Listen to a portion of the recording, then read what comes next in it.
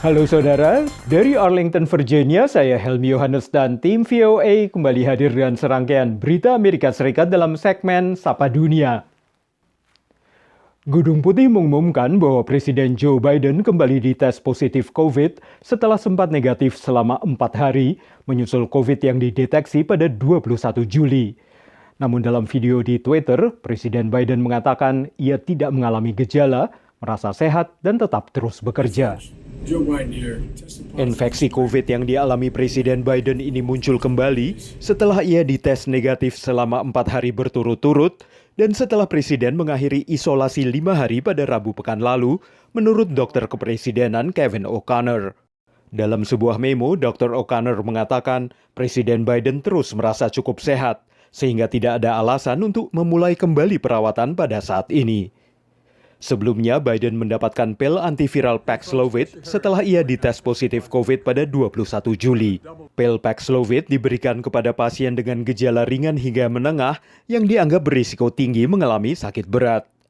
Kalangan dokter berharap warga tetap yakin pada obat antiviral ini, meski banyak yang masih perlu dipelajari mengenai kasus positif kembali COVID setelah pasien diberi Paxlovid. Sementara itu, pabrik farmasi Pfizer dan Moderna telah memperbarui vaksin COVID mereka untuk lebih melindungi terhadap subvarian BA5 yang lebih menular. Vaksin generasi terbaru ini diperkirakan akan siap pada bulan September dan masih memerlukan persetujuan otoritas kesehatan Amerika yang mungkin akan menganjurkannya untuk suntikan booster kedua bagi warga berusia di bawah 50 tahun. Saudara, Presiden Amerika Joe Biden dan pemimpin Tiongkok Xi Jinping berbincang lewat telepon Kamis lalu di tengah ketegangan kedua negara menyusul laporan adanya rencana kunjungan Ketua DPR Amerika Nancy Pelosi ke Taiwan. Ketika Taiwan melakukan latihan militer tahunan mengantisipasi serangan dari daratan Tiongkok, Presiden AS Joe Biden dan Presiden Tiongkok Xi Jinping melakukan pembicaraan via telepon untuk kelima kalinya sejak Biden menjadi presiden. They exchange views on Russia's war in Ukraine and the global impacts it is having. And then on Taiwan, President Biden underscored that the United States policy has not changed and that the United States strongly opposes unilateral efforts to change the status quo or undermine peace and stability across the Taiwan Strait. Pembicaraan dilaporkan berlangsung 2 jam lebih, tapi tak banyak informasi diberikan soal tensi pertemuan. Both Washington and Beijing, in their public presentations at these meetings, always describe what they said.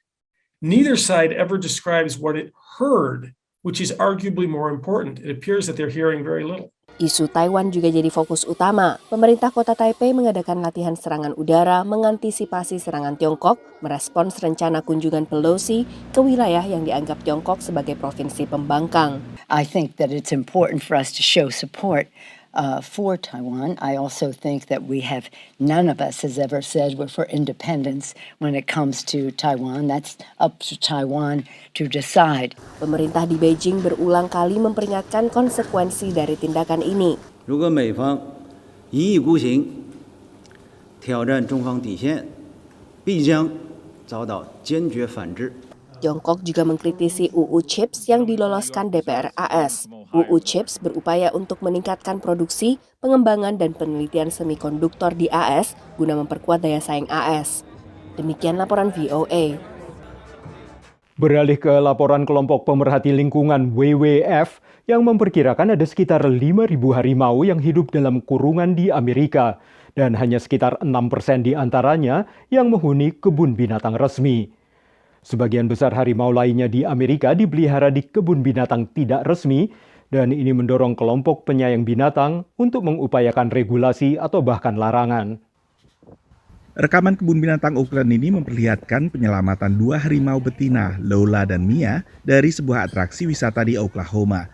The physical conditions that these animals are often in are just terrible.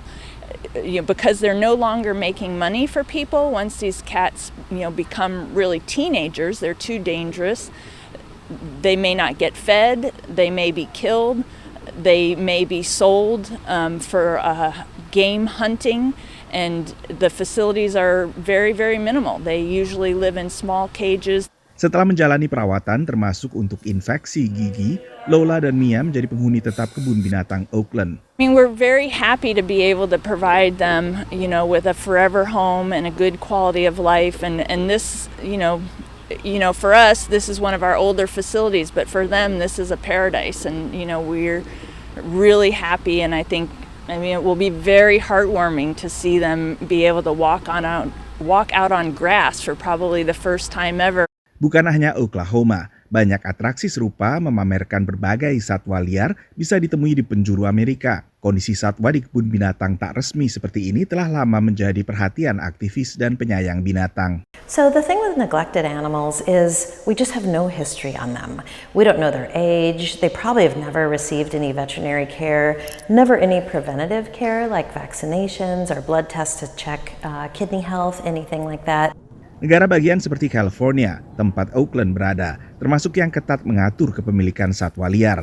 Tapi negara bagian seperti Oklahoma relatif membebaskan. Demikian laporan tim VOA. Kini kita tengok sebuah paduan suara anak dan remaja di kota Gettysburg, negara bagian Pennsylvania, yang berlatih lagu-lagu Bali yang diajarkan oleh Brent Talbot, dosen musik yang juga pemimpin gamelan Bali Gita Semara. Brent mengajarkan lagu-lagu anak ini untuk memperkenalkan bahasa, budaya, dan kehidupan di negara asing kepada anak-anak Amerika, yang sebagian di antaranya bahkan belum pernah bepergian ke luar negeri. Juru Pencar, inilah lagu anak Bali yang dinyanyikan Seneca dan Kellen Mikesel, kakak beradik anggota paduan suara anak dan remaja di Gettysburg, Pennsylvania. I think it's pretty cool, getting to have an experience to sing in a different language and getting to know a different culture kind of thing. Keduanya sudah 7 tahun bergabung dengan paduan suara yang anggotanya siswa kelas 3 hingga 8. Mengisi liburan musim panas, mereka berlatih dan bermain dengan lagu anak Bali seperti Meong Meong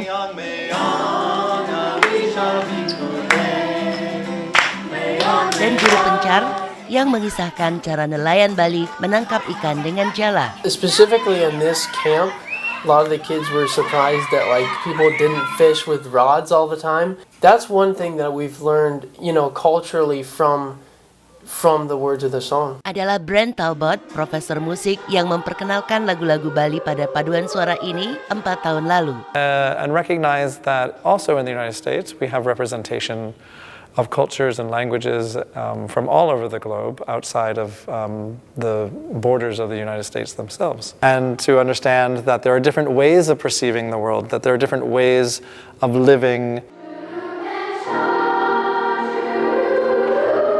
Memperkenalkan lagu bahasa lain memang menjadi jendela untuk mengenal budaya berbeda. But it's amazing to just be exposed to things that you aren't normally exposed to. It's great exposure for her, to know that there are things out there beyond our small town. Dari Gettysburg, Pennsylvania, Marioni, Nia Iman Santoso, VOA. Saudara, kami akan kembali dengan Sapa Dunia Senin depan. Terima kasih atas perhatian Anda. Dari Arlington, Virginia, saya Helby Yohanes dan tim VOA.